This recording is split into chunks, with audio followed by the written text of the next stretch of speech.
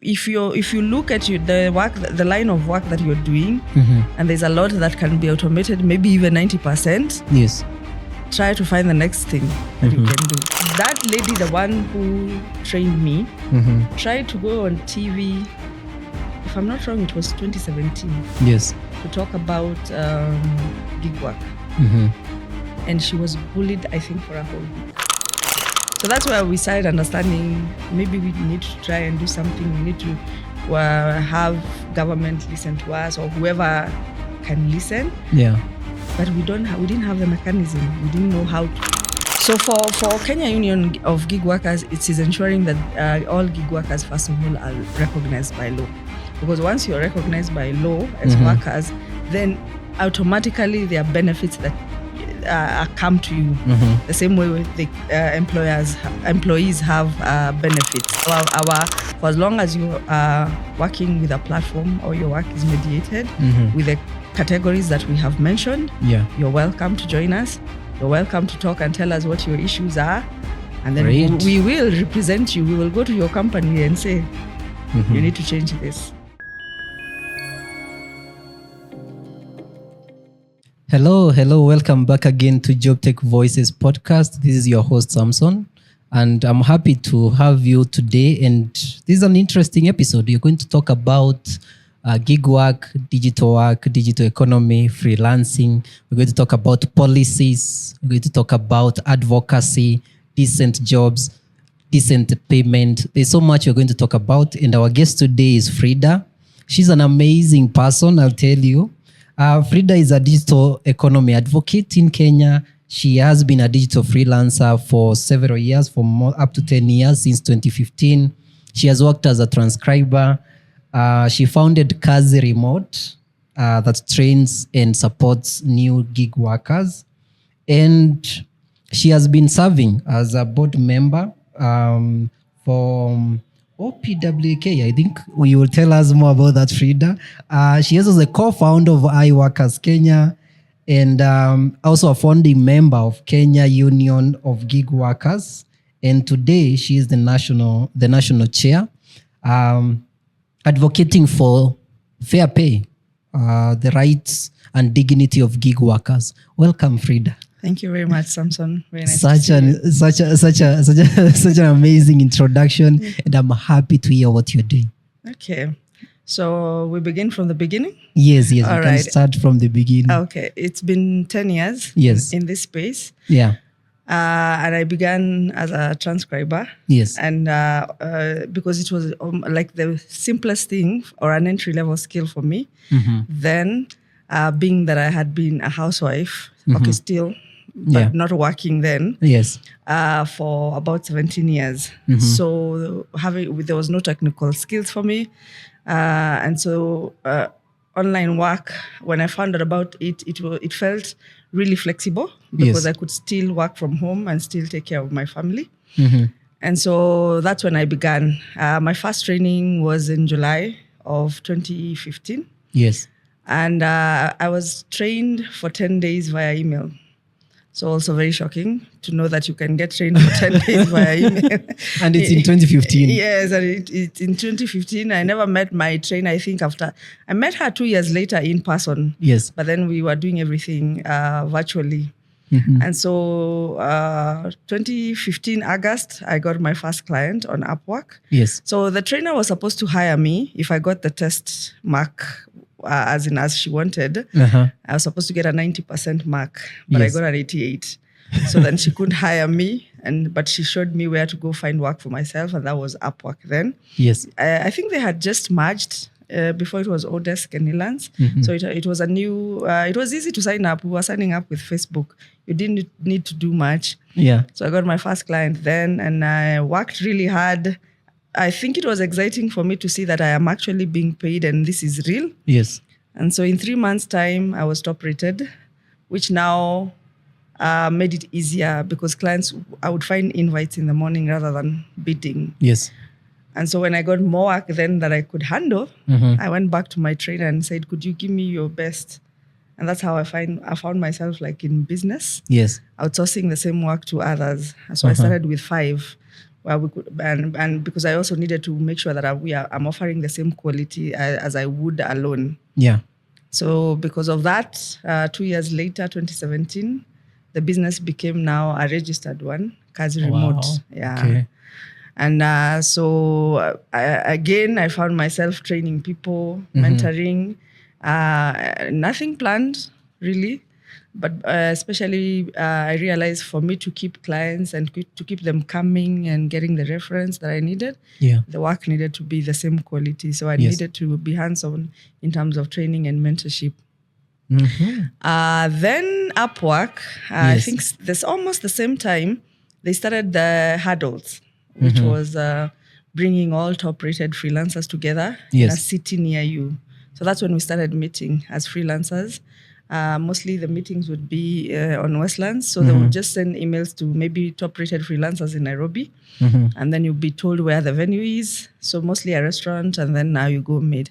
So that's where we started understanding that these jobs, as you know, when we got in, we just wanted jobs. Yes. It wasn't about quality or anything where you get money. Uh-huh. So that's why when we started realizing that there are some commonalities, challenges that we are facing, and mostly realizing that first of all, the work wasn't respected.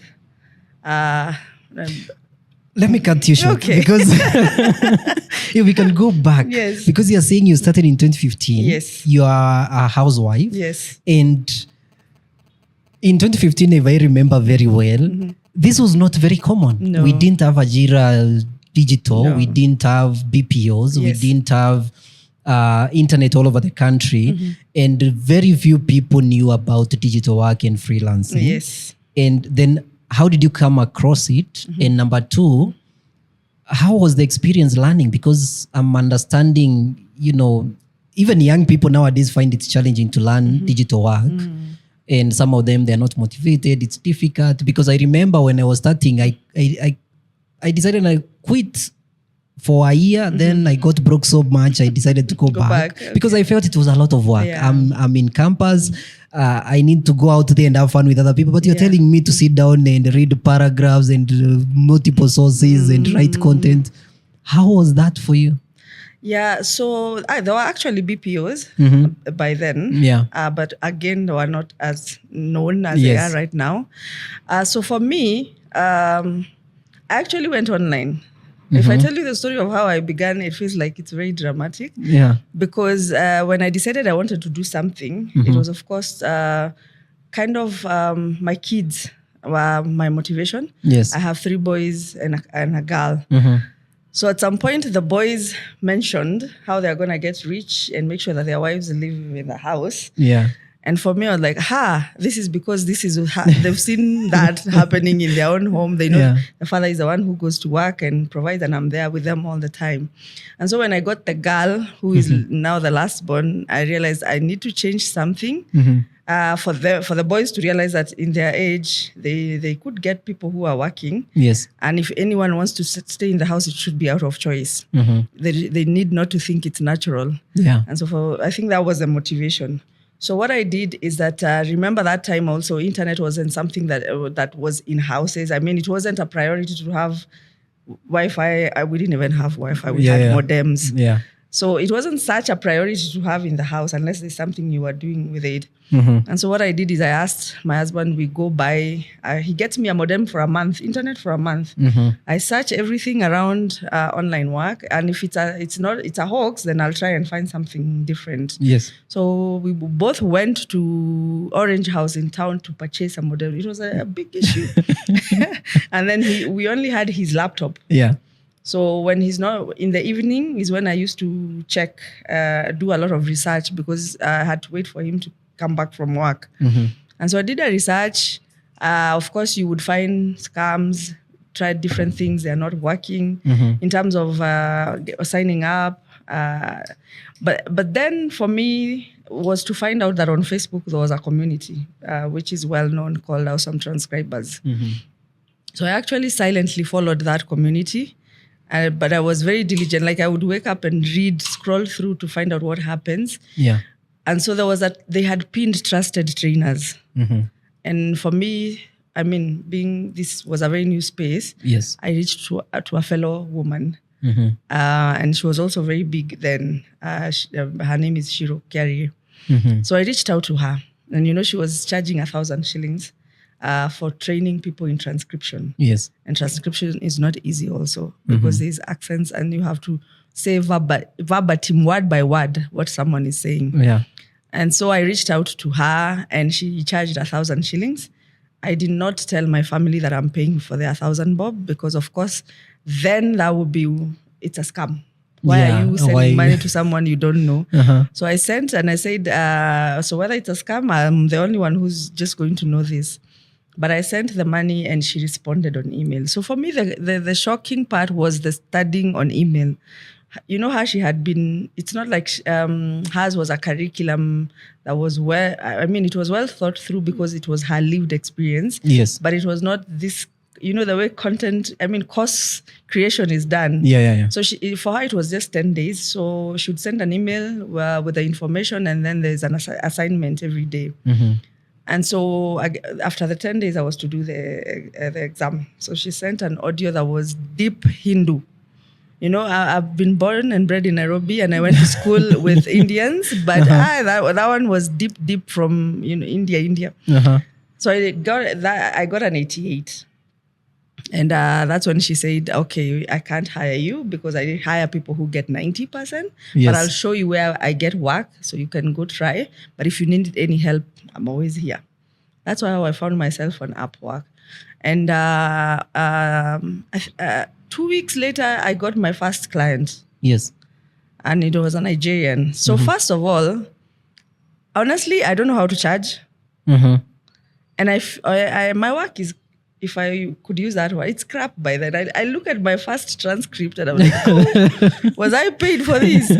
So, because I had only been trained for 10 days. 10 days, yeah. And I did not have typing skills.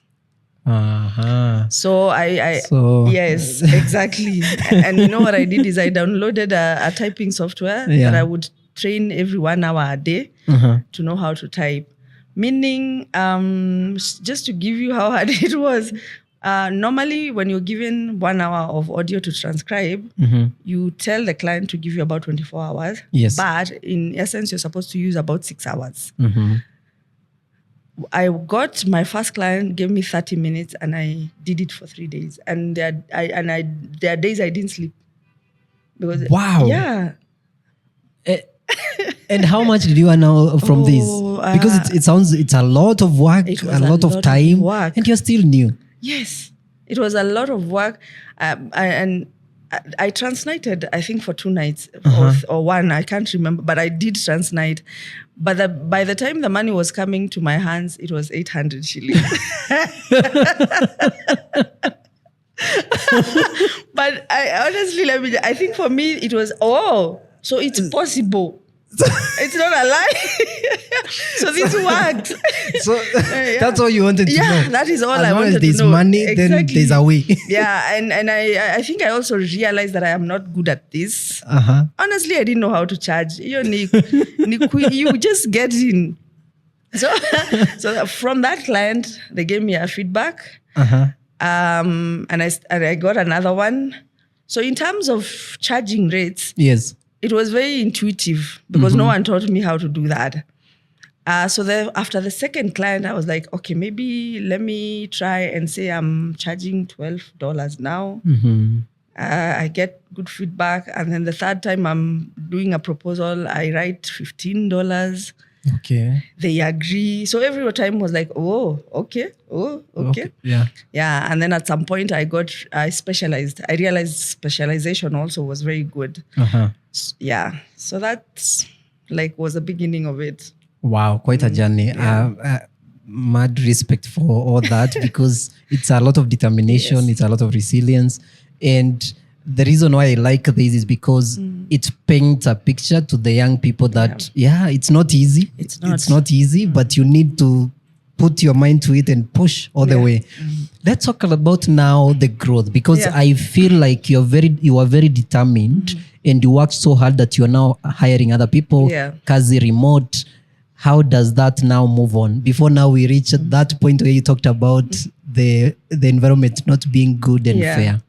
So I think I usually think that, you know, I got to the space on my border of 35. Okay. And I was just about out of youth. Yeah. So I think I also got in with like a futuristic determination, because I had been in the house all this while. Yes. And my kids have grown. I am not yet, I'm 35. Yes. Like, what am I supposed to do with the rest of my life? So I really wanted to get a do hold of this. something. Yeah. So once I started outsourcing work, I usually give this to one client Yes. who gave me so much work. Okay, because at that point I had gotten some confidence of, okay, now I am good. My typing speed is getting better. Time-wise, Yeah. when is this? Because after you've started, is it how many months or years at that Yeah. point? So actually, I started, that first client was Nigerian. I was in August. And in November, that's when I became top rated. Wow. So let's just say that kind of messed up my sleep cycle until today. I see. Because you see, I'm a mother during the day, And but I have to work at night. Yeah. Yeah. So and I really did work hard. That I cannot. I did. But then I started getting confident that my work is really good. Yes. And one of the other things I think is even the stay-at-home thing kind of helped. You know, a lot of Netflix binge watching. It helped with the American accent. So, so I was very good transcribing American accents. Yes. And so one client, I remember I was coming from town, and you know, the Upwork, they had an app by then. So I saw a job that was very interesting and I saved it. But when I went home, I forgot about it. Okay. About 2 weeks, I was like, there was a job that was very, very interesting. Let me check. So when I checked, the guy hadn't hired anyone yet. Okay. 2 weeks later, so it's not the way it is right now. Yeah. So I wrote a proposal and said, I noticed, I saw this job like 2 weeks ago, and I've noticed you haven't hired anyone. I think this is because you've not gotten a best fit, and I believe I am your best fit. Yes. So, and he responded immediately. And by that time now, I had gotten to a point where I'm charging $20 per that hour. That was very huge. Nice. Yeah. Yeah. In about 4 months, that was very huge. Yeah. So he said, people are charging less. Could you bring your price down? And I'm like, this is why you have not gotten someone. Because they're not giving you good quality. So he was convinced. But the work was so much. The work was, we were transcribing stories from people who had moved from Europe to America during World War I and II. So they were doing it for their library. Right now, if you go to a museum called Ellis Island, there is all that information. So all generations can come and see what their grandmothers... So they did interviews with all of them, and it's stored there. I think from that work, I know more of that history than you can find in any book, because it was one-on-one experiences of people. Yeah. And so that really helped a lot, because it was a huge project. And now I had to add more people. And it got me thinking now like a business person. Yes. And so now, because of that, in life, once you have established one thing, you're thinking about the next. The next move, yeah. So now, because there's work coming in, there's people doing the work, I'm checking and quality assurance and all that. Yes. That's how I found myself in the training bit. Because now I needed to make sure that I have like more people I can tap to. Yeah. If there's more work coming in, I can have a pool. Yeah. So this is where now Kazi Remote comes. So I did this informally until 2017 is when I registered the company myself. Because I was doing this, you know how they... someone wants a job, you train them, they join you as you move on. Yeah. So tell us about Kazi Remote. How has it been? So Kazi Remote has been, I would say, good. But I would say I did not have business acumen. Okay. I mean, I didn't know how to run out of need. Yeah, I didn't know how to run a business. And it's really difficult when it's a business. When you're alone, Yes. like I was just getting work and giving people, I'm not thinking about marketing. I'm not thinking about long-term clients. Yes. Those things. Yeah. I mean, there are people you have taken in to work for you, so you need to ensure that there's some sustainability, income, and all that. So that for me, I think was the hardest. It was the hardest to be able. It was different, I would say, from being a freelancer to now the business. Yeah. But then it also brought in new opportunities because at that particular time, 2017, if you remember, that's when Ajira and all these other programs started. Yeah. And most of the development world was trying to get people into the digital space. And so I did get a partnership where someone would have soft skills, but they want to train young people on technical skills. Transcription was still a big deal then. AI was just coming in. So I started now partnering with organizations to train. If they're doing soft skills, then I'm doing the technical skills. And that is also the time with Kazi Remote is when I got my first experience with refugees. Okay. Yeah, because I was recommended by someone who with ITC, International Trade Center. Yes. So that's when and with the refugees, I was like, you could, there was a lot of ignorance on my end. Like, yes, I know there are refugees in Kenya, but I don't even think my mind knew, Yeah. some things until you interact with them. That's when you know. Yeah. So that was the first time I did that. And then because of transcription and subtitling and all that, I also got an opportunity with the Kenya Film Commission with their creatives.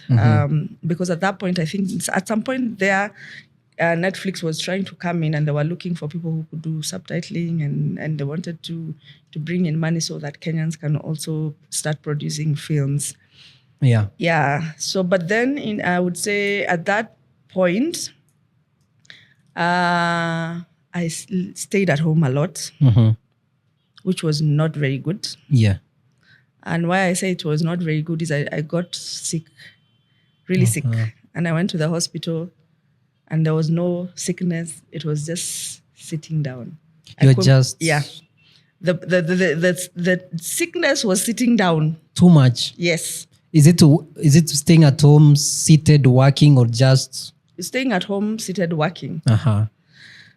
And so the doctor investigated, like, you need to start getting out. Yes. You need to start finding an activity. You need social life. Yeah. Because I also kind of cut that off. And you know how society is, my family and everyone's like, umeanza kukua mzungu wewe. Like, they don't get it, yeah. Because you're telling you have to tell me before you come to my house. I don't need you to just show up. And the African societies, they just want to come in. Like, umeanza kukua mzungu. Yeah. So there's also those challenges where now you have to understand if I'm working from home and I'm working all this time, what happens to my social life? What happens to my health? Yeah. And around that time when we had the huddles where we would meet and you're like, someone would say the same, like, oh, okay, so it also happened to you. Yes. That's when actually we started understanding there's a mental issue, but we didn't know it was a mental issue. And we called it depression.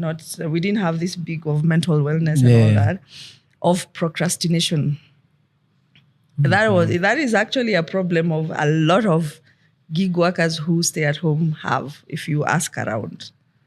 Really? So at first you're very, very motivated. You work. You want the money. Yes, you are hitting the deadlines. Exactly. Then at some point the work comes in and you can't wake up. And so you're like, I'll do it tomorrow. I'll do it. So it became something that we noted, and later on we were like, okay, this is a mental issue. And that is when people started telling each other, let's go maybe to a cafe, work from a different environment. I mean, now you have started making some money, you can go buy coffee and change your environment. That was it then at that particular time. You've made me think about it, and I'm trying to look at my past and I see there are days you're just tired and you don't want. You're just empty. Yes. You have work and you've made some money, but you've not seen people for like a week. You've not jumped or walked even further than your next door shop. It's it gets to you. Yeah, because I remember in 2020, there about 2019, I had that experience where you've also done similar type of projects for too long. Yes. And now it's not that you're not good. You're good, but now you're experienced, but now you're messing up even simple tasks because the body is too tired of that. Yes. And now when you talk about it, I'm realizing it was that's how we also realized, okay, there's something going on with all of us. And so for that particular time, the group that we were meeting with, we started thinking of different things that maybe could change your routine. So for me, it was changing the kind of transcription I was doing. Okay. So from doing the general ones, I started doing the financial ones. They had very good money, the financial ones. I started doing the scientific one because now it brings another new challenge. Yes. So the routine changes.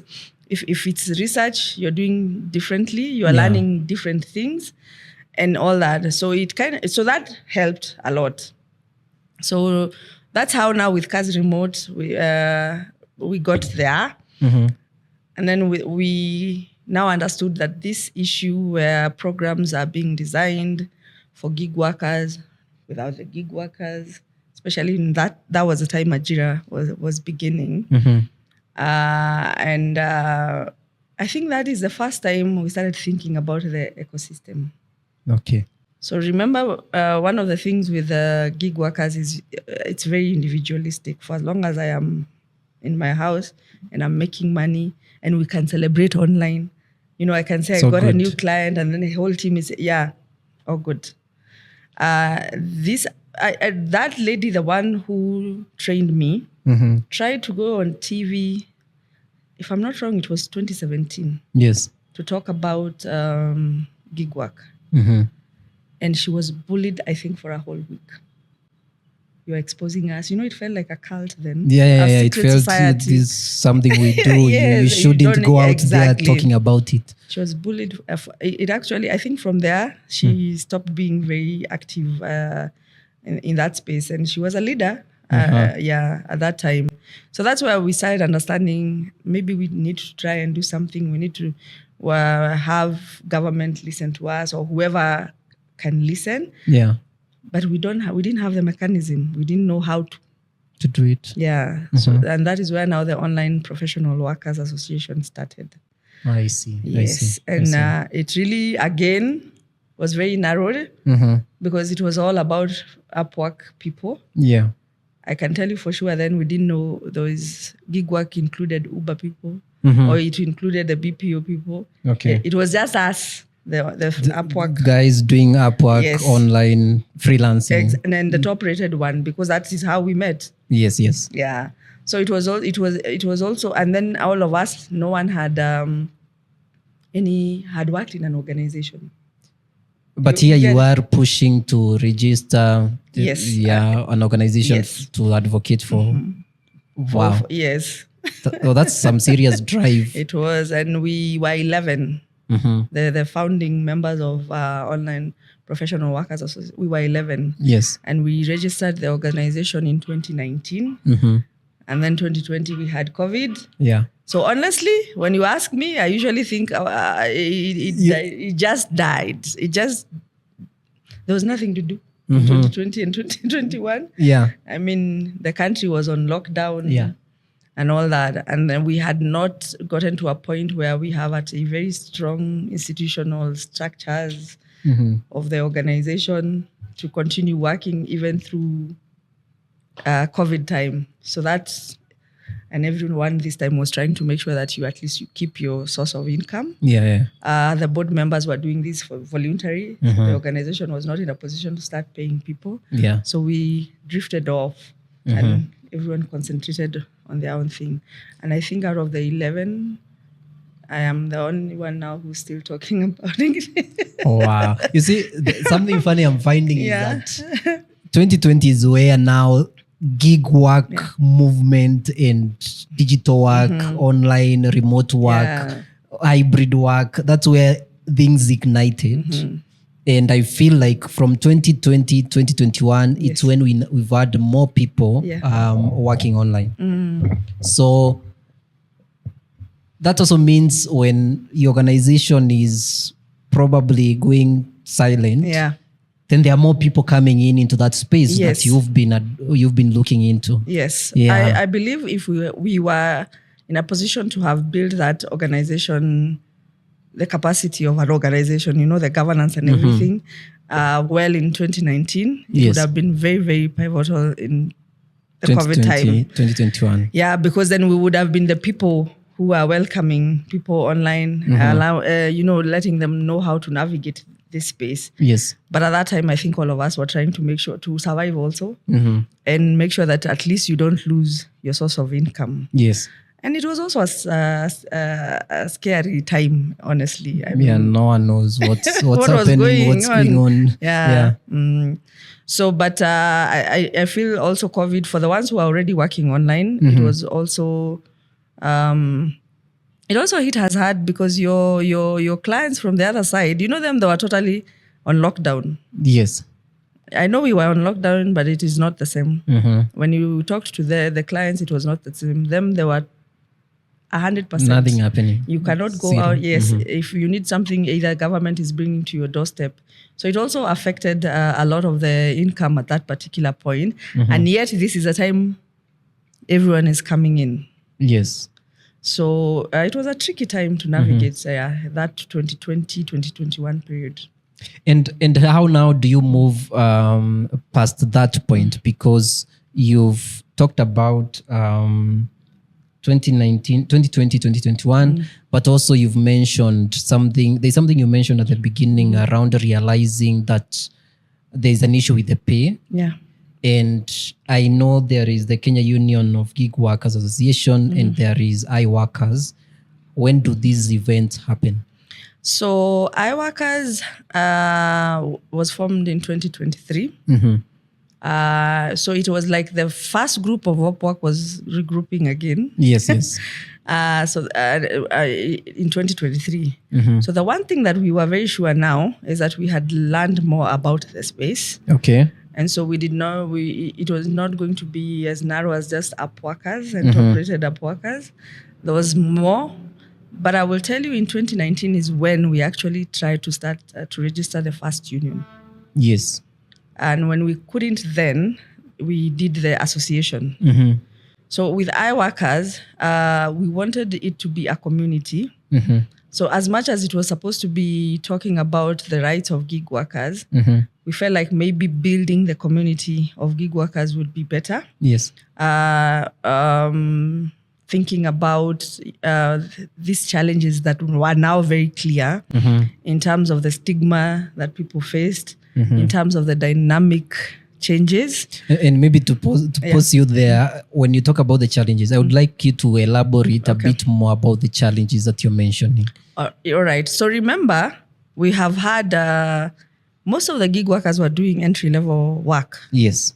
So from the time that I began, I know the community had transcribers, they had writers, virtual assistant was coming in by then. But this very, I would say, high-skilled web was not, not many people were doing that. But then it's also the time that AI is coming in. Yes. For me, we argued, which is, I usually tell people, so there's one thing I usually don't like about this discussion of AI, where AI is not going to take your job. Someone who knows AI, I usually don't like it. And I will tell you why. Because I was doing transcription. Yes. The first AI software that was doing transcription was trained in American accent. Okay. So by that time, it was already, if you had an American recording that was clear, it was able to and Americans are my clients. Those are the majority? Yes. Okay. So then we started saying, but it wouldn't be able to take our accents or the European accents or what. So we still, which I feel was a mistake, because that is when someone would have pivoted and tried to do something on maybe a higher scale. Yes. So for me, I went into business, but anyone who did not do something different, transcription, I mean, it's like work ended, especially if your clients were Americans. Yes. What was left was proofreading to confirm that the machine has done its job well. Yes. And I can assure you that proofreading is more work than doing it yourself, because I've done both.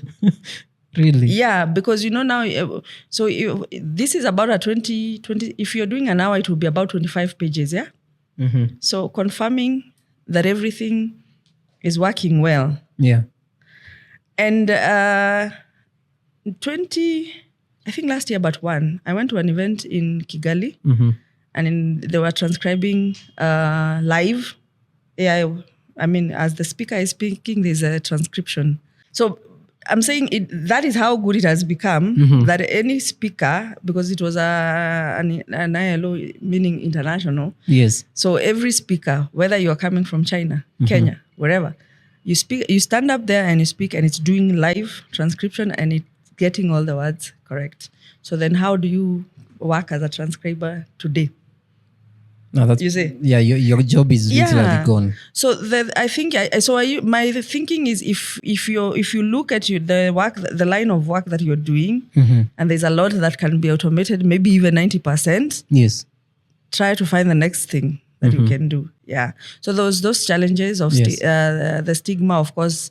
So the dynamism I've mentioned is how it changes very quickly. Yeah, so it's evolving very fast, which means you have a job now, the next minute you don't know. Yeah, exactly. And then there's also that stigma I had mentioned about your family not knowing what you're doing, where as much as they know you're making money, they can't explain what you do. It's not a real job. It's not a real job. Yeah. I have my firstborn is 25, and I did show him online work. And I can tell you there's a time I was called where he lives, because women, the ones who stay at home, had told the landlord, this boy must be doing really bad things, because we don't see him during the day, but he will wake up and go and shop. So where is he getting money from? I've heard so many of those stories, especially back there a few years ago. That was very such an issue. Yeah. So there's that stigma of people judging you. I mean, you must be doing something wrong. Yes. So those are the challenges we wanted to bring, and also now the mental wellness thing was now very clear. There's an issue, and that is when even we started knowing about the content moderators, what BPOs were doing and how it meant for them and mental wellness. So I think for our workers, it was just a community, because by then we had understood that only when you have a union is when you have the strength, because you're legally mandated to represent people in terms of their labor issues. But these other things we can talk, but for you to have a seat with government and other stakeholders, the unions are the ones that are legally mandated to do that. Association will think about your interests in your area of work. This is why you have maybe the marketers association and all that. It's your interest in your industry. Yes. But now our union is supposed to represent people, but it matters labor. Yeah. Yeah. And what are we really, as gig workers, suffering from? It's those rights. You're not recognized by law as a worker. A company can come into Kenya and bring in work. Hold on. Because there's so many things you're talking about. Many people do not know, even those who are in that industry. And you start as Upwork freelancers, then you've moved into incorporating other people who are doing other type of jobs. So by the time we are getting into iWorkers and moving towards Kenya Union of Gig Workers, then how many categories do you have here? Who are the people that we've brought in together that are suffering from this type of issues? So remember when we say gig work, it could be gig work that is not technology enabled. We concentrate mostly on the ones that are platform or app mediated. Okay. So that means Akina Upwork, it means Uber. So I want us to move a bit slow on that. So we have Upwork, and Upwork we are talking about online type of gig work that is delivered online. Yes. So we are talking about Upwork, freelancer.com, Fiverr, Appen, Remote Task. So now There's a difference. So we have the bid platforms. Yes, the bid platforms. So actually this work is, if you think about it, is divided only into two categories. The ones who are online or on the cloud, and the ones, actually three. There are those who are online and on the cloud. There are those who are location based, and there are the ones who are on site. Okay. So the ones that are on cloud, again, there's the freelancers.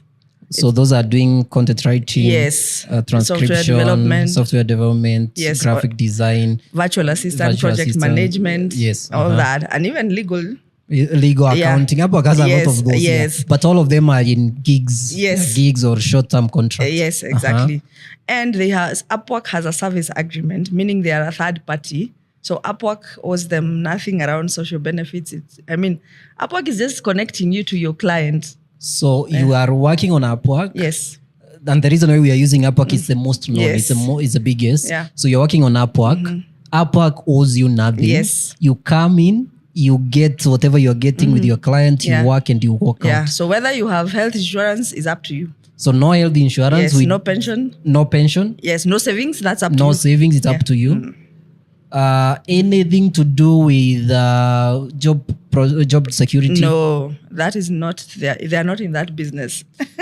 What if a client doesn't pay you? So if a client doesn't pay you, they usually say, if you did not have a contract, because they have the mechanism of you having a contract with a client, if you did not follow that mechanism, then it's still it's up to you. Do they intervene in terms of fair pay?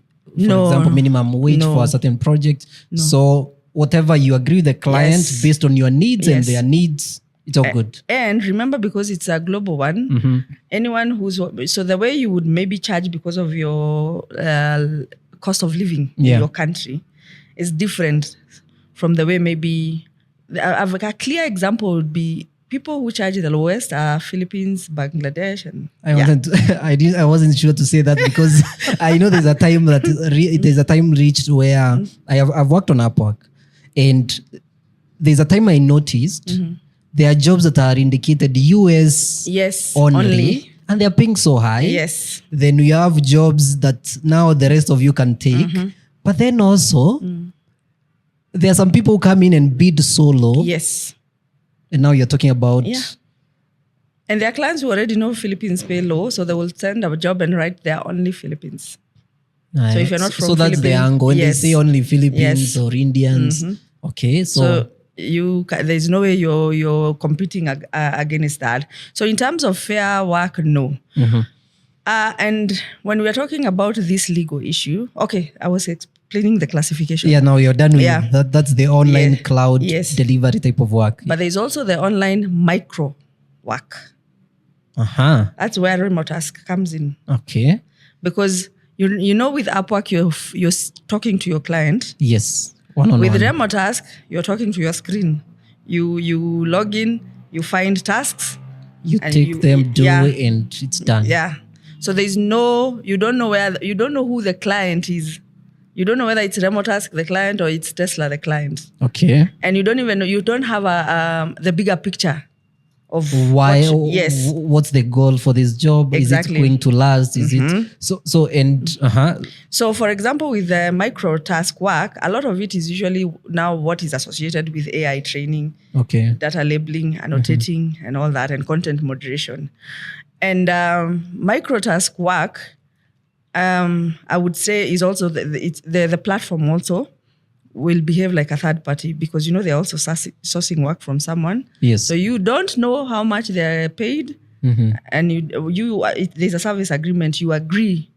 You don't have room for negotiating your pay, which is a bit different with Upwork, because if you're really good, you can continue raising your pay depending on the clients that you're getting. Yeah. So that is cloud work. But then the same thing people who are doing in remote task could be on site, and it is where now the BPOs come in. Okay. Because they're also doing the same thing. It's only now that they have come to your country, they have an office, you can do call center, you can still do work by Tesla, but still very task-based. It's just that now, this time, you don't have to think about computer, Wi-Fi, and taking that care of that, because it's in here. And here, They treat you like an employee, and deductions and all that, but then you're not an employee. Yes. So there's also that part that is very tricky in terms of classification. Then we have the location based, who are now the Uber people, who are Okay. the plumbers. For as long as your work is being facilitated or mediated by an app, A platform. that is yeah. the platform. That is what we call platform work. So now, what I'm seeing at this point is that the gig work union or association and the community is bringing together all people that are accessing work through platforms. Yes. And it can be online delivered work, accessed and delivered. Yes. It can be online but micro in nature, where you never interact with the owner of that work. Yeah. It can also be Uber, ride hailing. It can be food delivery. Yes. You've mentioned even plumbers, where the platform is your point of, it's a third party also. it's a third party that determines a lot of things. Exactly. So where the labor issue comes in is, it doesn't matter the fragmentation. It doesn't matter the different sectors and industry. Some of the things are very common for all. Okay. The platforms are mostly managed by algorithms, not people. So they're the ones who will decide, we wake up and your account is suspended. It's not fair how or why or what happened. I can relate. Yeah. Yeah, I know. Algorithm is also the ones that would match up you and the client, and it could be even regionally biased. I'll give you an example. July, we went to Italy. If you open Upwork when you're in Italy, Yes. there's so much work, good paying work. Really? If I come back, The way we are struggling here. Yes. Upwork, it's not easy nowadays, especially for us. we actually noted that. Now you're charged almost 10 times the amount of Yes. connects you were paying back then. And you then have to buy them. you have to buy them to apply for work you're not sure you will get. So you're paying before you even apply for a job, and you may It's not not supposed get to it. be Yeah. that way. So you see, there's also that difference of regions. So there's this bias. But do you have a way of saying anything around it? No. So there's that part of the amount of money that you get paid, the algorithm management. There's the issue of they don't allow workers to come together. So, for example, if you come together like Uber drivers, Uber will say, "But you're not employed. We are a third party. We are partners." So we can't come to you as Uber, as Nairobi Uber drivers. If you because Kenya really did something and ensured that the Uber drivers, Uber and Bolt and all have regional offices here. But what the platforms do is that they always find a name to make sure that they're not involved with labor rights. They are labor rights. So they are not involved in that. So, for example, Uber will say, but they are not employees. Why would we don't have an employment contract with them? Of late, they're even calling the drivers lead generators. And you and I know what lead generation means. It means I get you work, but I leave you with a client. You do what you need to do. I pay you a commission or something for the lead that you've generated. Yes, but the way I choose to work with my client is up to me. The amount of money I choose to charge is up to me. But they will say you are lead generators, but they are controlling everything. You see? So there's that bit of... usually when you're in platform work, it's honestly, I think you're only successful once you get out of platform work. Yes. Because everything is, you don't have control a lot. And this is why this issue has been researched around the world. And even now, the ILO, the people who are about work, have come in to also think about what are the rights of these platforms, workers. I have so many questions because there are so many things you've talked about. You will be here and talk about every category. But let me ask this. But these platforms are creating employment for us, for the big majority of Kenyans. BPOs are hiring thousands of people, ride-hailing and food delivery apps, they are hiring hundreds of people, freelancing, there are thousands of young people in the country. Then... what's that solution you're thinking about, Frida? Because someone may start asking now, what do you want us to do? So, they're not creating employment because there's a definition for employment. What are they doing? What you do in generation is employment, right? Okay. Yes. Employment is when you have, you are sure there's going to be some pay. Uh-huh. There is a law in Kenya under the Employment Act that protects you. Okay. You can't wake up and be fired tomorrow. Okay. There are procedures, Yes. right? In terms of management and you're being managed by a human being. Yes. So there is room for negotiation. In case there is a dispute, there is Yes. room, you can have someone to talk to. And employment, you have benefits. You're contributing towards your health insurance. You're contributing towards your pension, right? If you have a SACCO, then you are sure that there's some money that will be going on there every month, right? So those benefits are what employment is. These platforms are not offering that. They are offering a source of income. Exactly. Now I'm educated. I'm informed. They're offering a source of income, but then what work is supposed to do for you? It's supposed to grow you. It's supposed to develop your career, one way or the other. And so you can now, because of the experience maybe you have with generation, you can take that and take to another company where you can negotiate better pay. Yes, it's not the same with the platform. So, for example, by the time I don't use Upwork anymore, but my account is still there. By the time I was getting out of Upwork, I was highly rated, very good feedback, 100% job success. From hundreds of clients. Yes. But can I tell anyone else that this is my CV? Can you go to Fiverr freelance and tell them, see? Yes. You'll go there and start as a new... So that is not employment. They are offering a source of it. There's income coming in, but it is not employment. And the same goes for the BPO workers, because as much as they have deductions and all, their contracts are also very short. And if for example, the BPO is being contracted by one company and they decide that they are working with a company for 6 months, that's how long your contract will be. Yes. So that is not employment. Wow. Yeah. You need round 2 of this? I think we can continue and talk about the Kenya Union of Gig Workers. Because my listeners would be asking, then after all this, then what? And I feel Kenya Union of Gig Workers Association, it's now, what are the solutions you're coming up with? What are you, what is your composition like? Who can join you? What are you doing? What should we know? Okay, so our mandate, honestly, is to represent workers. Yes.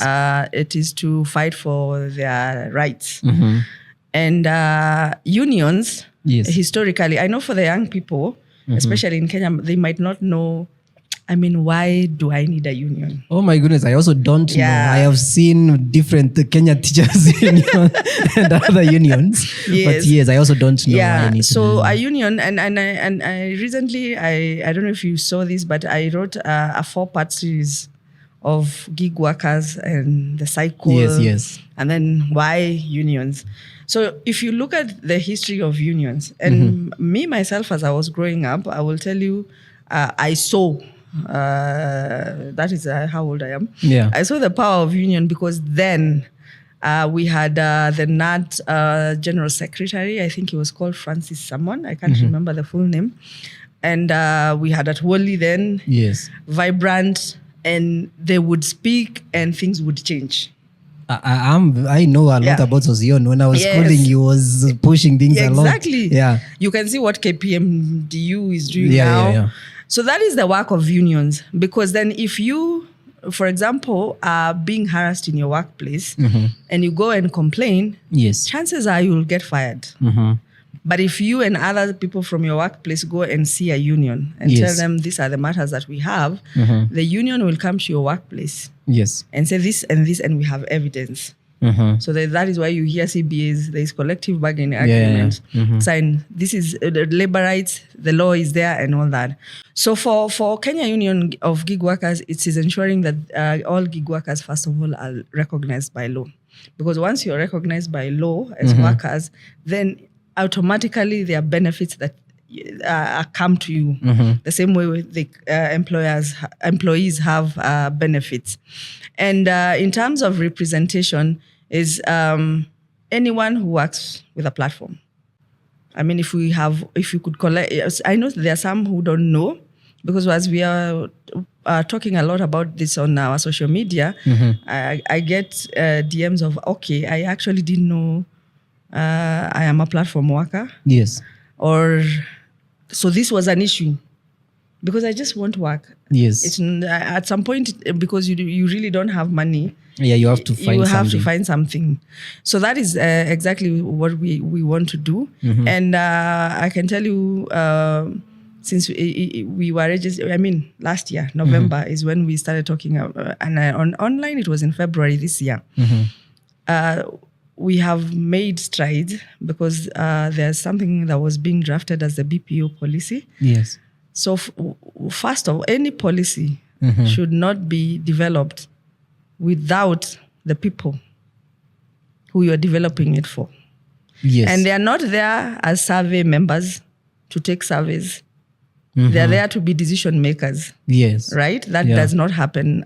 So for the BPO policy, it was drafted and everything, but there was no worker engagement. It can't be done with employers. Yes, but it was done with employers actually. The people who are working, who are doing it, they should be putting in their voice. Yeah. So what happens is that there needs to be, if there is a policy, that it needs to involve government, it needs to involve employers, and it needs to involve the workers and any other stakeholder in the ecosystem.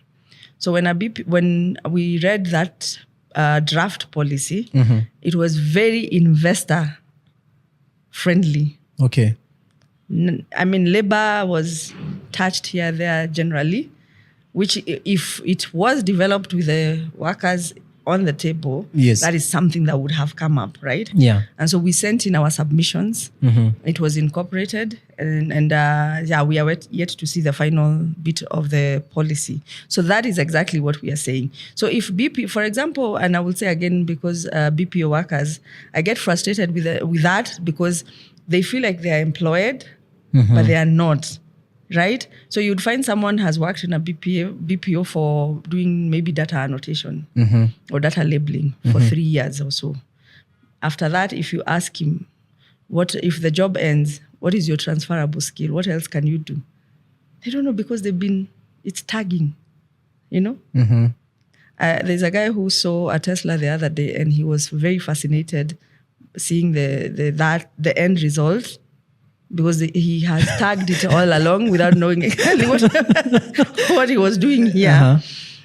So there's that part where if you have short 1 year, 6 month contract or so, it's not employment. If you're working 8 hours and you're being paid, let's say 19,000. Yes. I see. You get?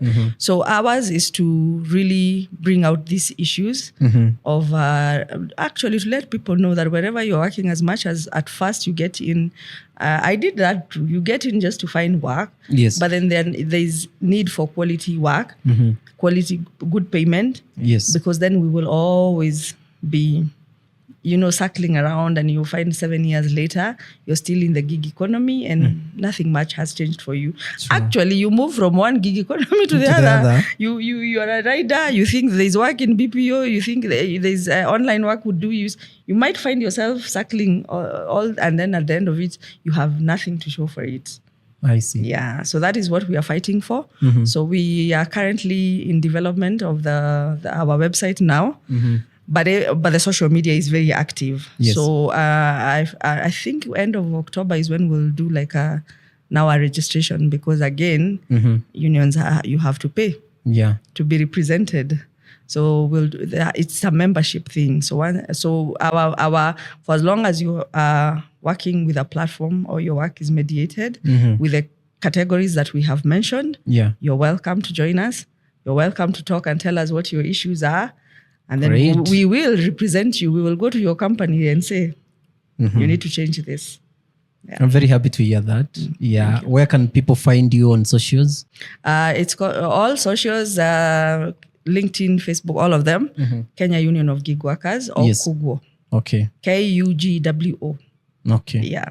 And is there an online registration type of system for them to join in, or can they call? And So because socials, you're able to either send a DM or something. That's what we are currently doing. Yes. But once the website is up, we'll be able to start registering people officially. Amazing. Yeah. I'm finally a bit relieved after hearing what you've said about the plans you have and what you are doing and what you're pursuing. And this has been great. This has been enlightening. I've learned a lot actually from this, and I can imagine someone out there how much they'll be learning from this. So thanks so much, Frida, for joining us. And we hope to have you again to talk about these issues, because right now we've just covered overall, but we can get deeper into each category. What are some of the problems they face, and how does the union come in, and what can they do? Because I feel you are positioned, and your members can also train others to know if this issue happens to you, then what should you do as a gig worker and in your ecosystem. Thanks so much. Thank you so much for having me. Yes, guys, you've heard it. This has been a very informative episode. And if you want to join the Kenya Union of Gig Workers Association, you can look for them on social media. And if you're on LinkedIn, you can also look for them there. Reach out to them, join the community, join the association, and they can help you understand your rights, understand how to maneuver the different challenges that you are facing. This has been great, and we hope to hear your comments in our session, to hear what you have to say about this. Please like, share, and subscribe. And until next time, bye-bye.